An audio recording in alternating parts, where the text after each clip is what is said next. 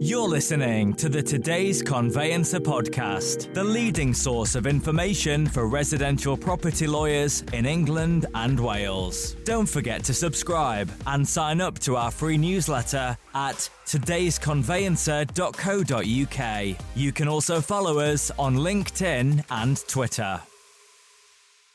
Hello, welcome along to the latest Today's Conveyancer podcast. Today I'm talking with co-founders and directors of OnPoint Data, a new search company to enter the fray, Jeremy Dorkins and Kevin Johnson. Today we're going to be talking a little bit about the launch of OnPoint Data and a bit about the search industry. We've just been chatting before we started the recording. It's in a real state of flux at the moment. There's some big players that have come into this market, and I think we're starting to see some smaller ones pop up again, which is a really interesting dynamic. So something that we're going to explore through the discussion today.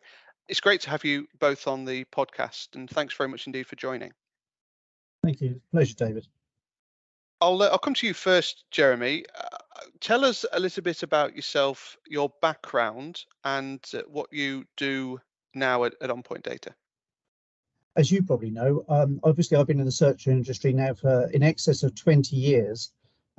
Initially, I was introduced to the property search group via a friend at the time, which was a franchise business that we looked at.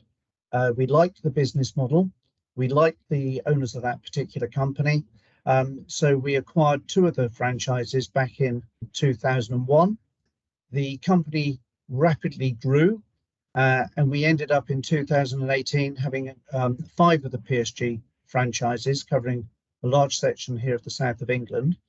And it was at that stage that the opportunity arose and we were acquired by Powered by Pi at the time. And that's when we swapped from being a personal search company, looking after local clients within a geographical region, to obviously then being part of a corporate organisation covering the whole of the UK. Subsequently, obviously, Powered by Pi was also acquired by a much larger organisation, so we spent the last 2.5 years in a much larger corporate player, and then decided to exit the company in July last year. Which brings you and Kevin together on this journey of creating OnPoint Data. Kevin, tell us about your background. It's similar, isn't it, in terms of the search industry and the franchise as well? Yeah, absolutely. So I'm a mere novice. I've only been in the business since 2013. I got introduced by an old school friend, somebody that I hadn't seen for a very long time, and he suggested that I might be interested in looking at index property information as a business opportunity, and I did. I bought my first franchise, London Southwest, in 2013, and then doubled down and bought Surrey in 2015.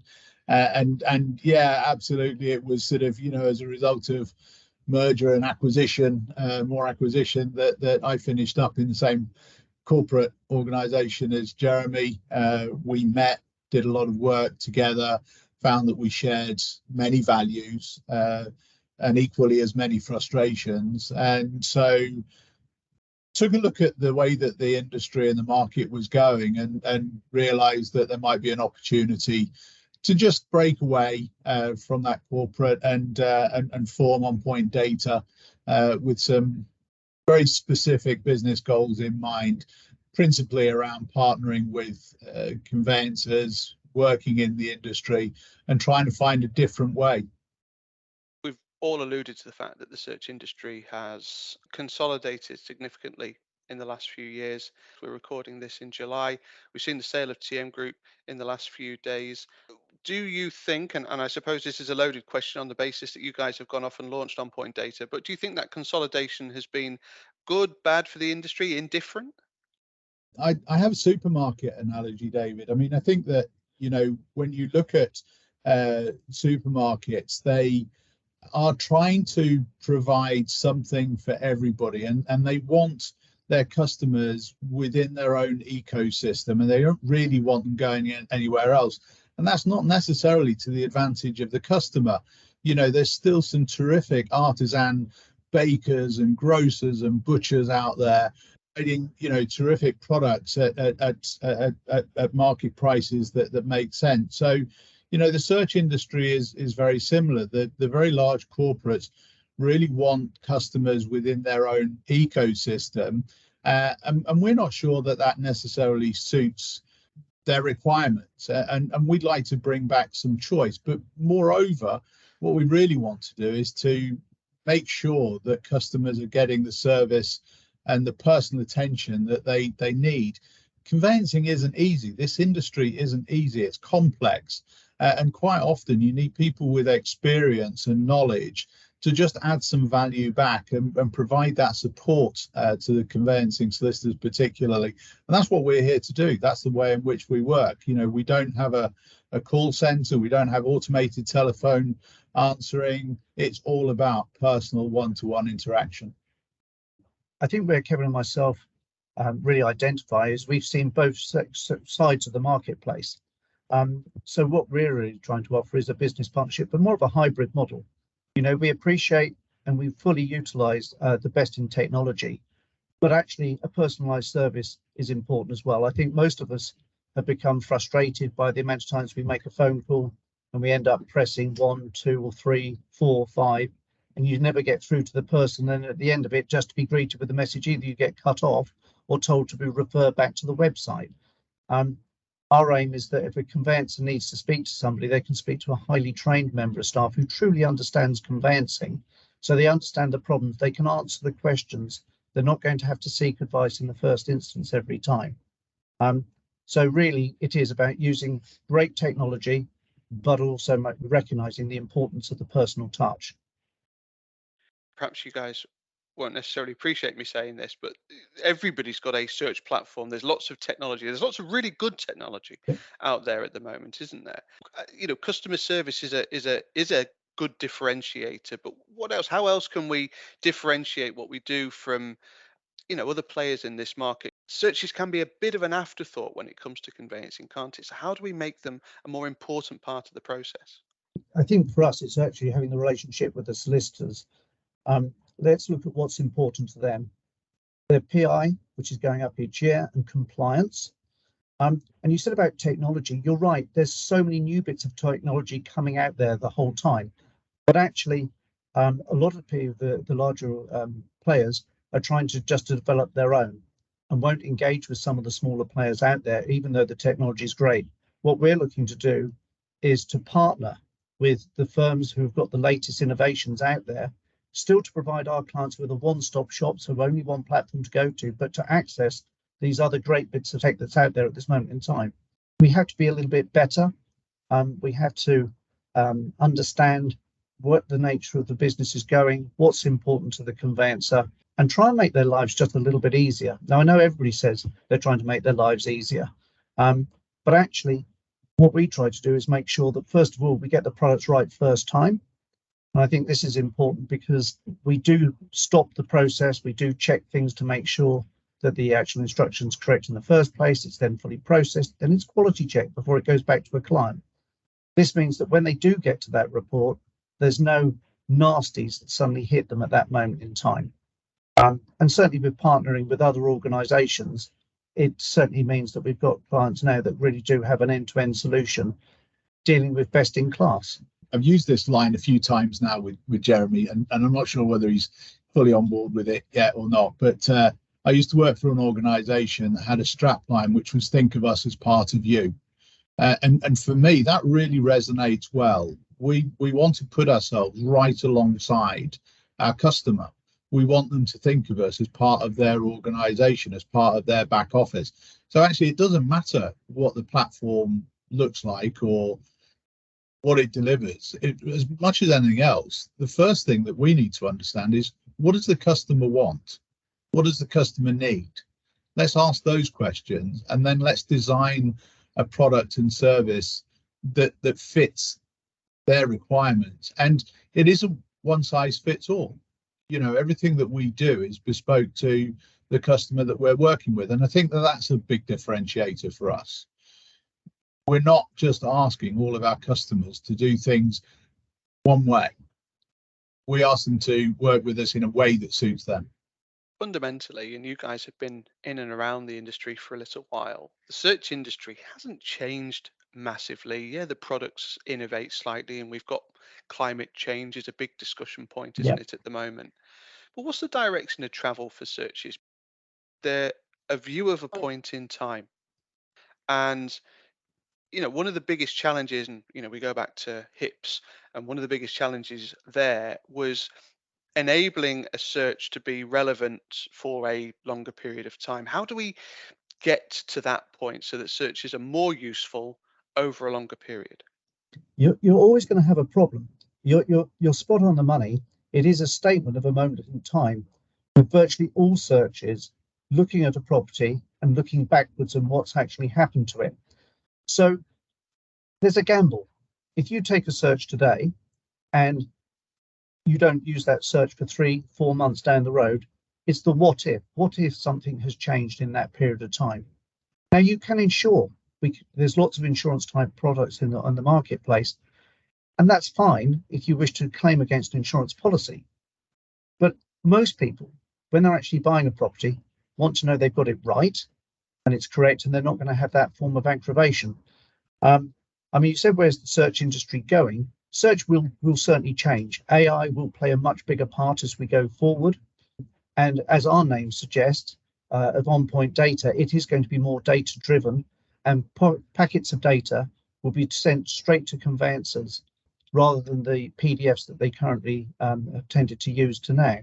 So there are going to be changes on how data is actually transmitted, and as data gets better, those data sets get better, we will be in a position, and we already are in a position, to give conveyancing law firms an awful lot of that information up front.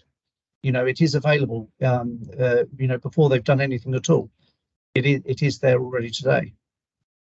Is providing conveyancers with packets of data a welcome innovation? Is that what they really want, Jeremy? It's a good question.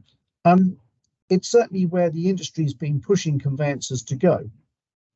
What we've wanted to do is position ourselves to make sure that we can fulfill, as Kevin said earlier, what the actual conveyancer really wants. So if we have a conveyancing firm that would rather we could squirt the data to them, that is what we will have for that type of conveyancer. Equally, if you have a conveyancer that would just like the report to come as a report, we're not going to turn around and say you can't have that. It's very much about adapting our business to what the actual clients want. I think having access to upfront data will help. The days of HIPS weren't necessarily the great success that people claimed they were, but that was more to do with the quality of the reports that were being included at that moment in time. But certainly companies like ours are in a position to furnish conveyancers with layers of information. I think that, the world over, we're looking for the most convenient and quickest and easiest ways to digest knowledge and information. So the direction of travel will be finding a solution to enable our customers to do just that. And I think that some will want old-fashioned PDF reports for some time to come. Others might want data populating straight into their case management systems. And, for me, certainly it isn't a one size fits all. We're looking at how we can innovate. How can we develop systems and processes that enable us to deliver real-time information? Searches are absolutely a picture at a point in time. Very few kind of go on to predict what the future looks like. There's only really two exceptions to that. One is the climate report, and the other is the work that Paul does at Devassess, where they're predicting what might happen in the future around development. But that's kind of the direction of travel. But wouldn't it be great if the customer could potentially see information in real time rather than relying on something that's legacy and out of date, literally on the date that you deliver it? The challenge I've always found is actually engaging the sector around this in a meaningful way. As I said earlier, too often searches are a bit of an afterthought. Any thoughts on that? How can we get this community engaged in actively promoting change? I think it needs dialogue, David, to be honest. So many different players in this market, all looking for this sort of point of utopia, the Holy Grail. And I'm not sure that it exists. And, so many players out there building and developing for themselves because they think that they know what the direction of travel is and that they found a solution. And I'm not sure that that is necessarily the answer. I think that there needs to be dialogue, principally with those people who digest and use the knowledge and data that we as a company are looking to provide, and trying to establish with them exactly how they need to use it, what they need to do with it, and then coming up with solutions in collaboration with others. Because I think, as Jeremy said earlier, there's some fantastic tech out there. How do we harness it? How do we utilize it? How do we collaborate to find solutions? And some of it, look, may have to be government driven at the end of the day. There may be, other bodies that need to engage in this. Everybody's talking about how long it takes to make the transition of property from one party to another. They're absolutely right. But, that there have to be today, with the technology and the advances that we have, mechanisms that we can deploy to try and drive progress and improve the solutions for everybody. There's a lot of silo thinking that goes on, not just in searches, but in technology. And we need to create a much sort of wider ecosystem. How do you see that what you do fits into that? How does your technology plug into the other bits of the ecosystem? I think, first of all, we're very much about open dialogue with other companies. We have a can-do attitude for integration. I think, that is the first part, is actually having a dialogue with different organizations rather than just keeping it to ourselves. It's something that we think can benefit the whole of the industry. Let's speak with other stakeholders in the business and see what we can do together to make the system speak together with each other so we can actually deliver something that's meaningful. Sadly, I suspect that commercial interests reign, don't they? Well, this is the trouble. I mean, you've touched on it there, haven't you? There's always been enough search business to go around, although with the consolidation of conveyancers as well, that places a bit of pressure on the industry, doesn't it? I mean, go back to perhaps, Kevin, when you joined the industry, 2012, 13, yes. I remember there's about 7,500 conveyancers at that point. What are we down to now? 3,500, 4,000, something like that, maybe less. Yeah, I mean, that's something that, we're acutely aware of. More and more firms have merged and gone into larger organizations. It's making sure you have relationships with those organizations and making sure you've got the solutions and the management tools for them so that they can manage their businesses effectively. I think the consolidated number of conveyancing solicitors, is one metric.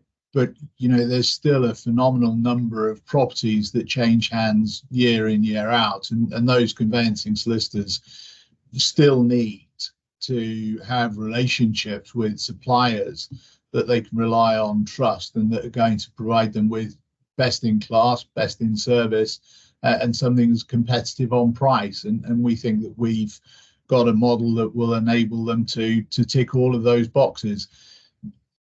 There's still plenty of competition out there, and we're now part of that, and we want to provide something that's different. Look, this business has been around for a very long time. There are many things that won't change quickly or easily, but we want to be at the forefront where there is change, and hopefully we can come up with things that are innovative that will enable some of that change to be driven as well. You alluded to it before, Kevin, about whether there's government intervention or not, and I've asked this of a number of people, so you guys are the next in the firing line. What are your views? Do we need government intervention? There seems to be this attitude where the industry is left to sort it out itself, but what's your sort of thinking and position? I think that there has to be a level of intervention. I think self-governance clearly hasn't delivered the progress that everybody would want and expect. I'm not quite sure what the intervention looks like, but let's learn from, developments and progress that's been made in other countries. There are systems and processes in place that enable property to change hands elsewhere quickly, efficiently, and easily. So, what can we learn from the work of others? And, how do we combine self-governance with sort of direction provided from central bodies? If it's necessary, let's go out and ask for the assistance and the direction, but let's not be blinkered to the fact that others are already doing it better and more efficiently than we are. What can we learn from that?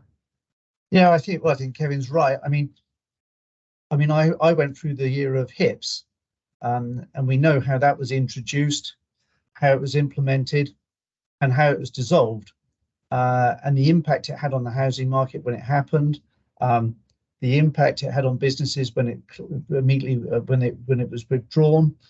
If it is going to be intervention, let's have it thoughtfully done rather than a knee-jerk reaction. But maybe if we've got the industry players at the moment who are all talking about it, yet again, you mentioned silos earlier. It does appear that we're having the same sort of thing happening in silos. I think the big thing always will come down to, and what's always behind this thing, is cost. Who's paying for it and when's it being paid for? Estate agents never liked to have to be getting money up front before a property could go on the market. In those days, a property couldn't go onto the market until the HIP had been produced. Well, if it was taking 12 weeks to get a search from a local authority, that meant that property couldn't go on the market for 12 weeks. Arguably, they could have put the property on the market and then they could have been going to get the information. And by the time they had a buyer, the HIP was in place. But that actually slowed down some of the buying cycles. So HIPS was flawed without a shadow of a doubt. So I think if we are going to go forward and get things in there, let's make sure we're getting the right information up front. And is it just searches? Is it just the title and searches that's the bit that's causing the delay? What's really causing the delay? Quite often when we speak with estate agents, quite often it's to do with mortgages. People's deposits, they're not held on escrow or anything like that. People, may say they have 100,000 deposit, but actually, there isn't 100,000 deposit there when it comes to the last minute. There are a number of factors that can cause a chain to break down or to be delayed. And the other thing goes also down to conveyancers, is the vast majority of conveyancers genuinely are not charging enough for the services they provide, which means they're having to put a large volume of work through to cover all their costs and make it as a business, which arguably means that things get delayed in that process. If the fees were higher, they could give more time, dedicate more time to getting each case across the line. That may improve things. I think it's fascinating when you look at the number of stakeholders and agencies that are engaged in this industry. One of the things that we're doing at On Point Data is looking at the whole of the process. At the point of onboarding, customers need anti-money laundering searches. Where's the choice in that? How can we deliver those effectively and efficiently? You've got the local authority searches. Well, across local authorities themselves, we might be finishing up going to sort of 6 or 8 different agencies within that organisation for data and information. You've got the water companies where we're trying to get information, environmental companies. You then move into the insurance sphere and you've got any number of companies out there that are offering title indemnity. So what's best in class there, and how are they competitive? How do they deliver? Beyond that, companies need to check that they're sending money to a lawyer that's bona fide and has got a bank account. So there are checks to be done in that space. We're now looking at some of the products that are out there that assist the conveyancer in the writing of the report on title. How can that be automated and improved on? There's interesting work that we're doing in that space. You've got all of the post-completion activity with stamp duty calculations and submissions. This is complex. And I think that from our perspective, the thing that we really want to get across is that we understand it and that we are working with the various stakeholders and agencies to try and sort of improve on that process. And going forward, I think that has to be the way. It's got to be about dialogue, understanding, collaboration, and just trying to find ways that overall can make the life of the conveyancing solicitor and their clients just that little bit easier. I think Kevin's bang on the money there, certainly for the poor old conveyancer at this moment in time. If you're looking at searches, making sure you've got consistency within their practices, making sure that they're doing the best in class to make sure that they're protecting their PI, advising them as to what is best in class, and also advising them on what the other people in the same sector are doing and why they're doing it. So that's one of the things that we try to bring to the table when we're speaking with law firms, is when you actually sit down and ask them what their processes are, it's staggering how different fee earners are doing things completely differently. Yeah. And they're exposing firms, some people, to risk. Anything we can do to help them minimize that risk has to be good news for them. People buying property are spending hundreds of thousands of pounds, if not millions of pounds, depending on where in the country they might be. They're paying tens of thousands of pounds on taxes. They're paying thousands of pounds in fees, and yet we still have customers looking to pay the lowest price possible for the due diligence that will enable somebody to make a good decision. And maybe that's because they're also concerned about what the optics are around their own fees, and they're trying to offer services based on price when they really should be looking very much at the value that they add.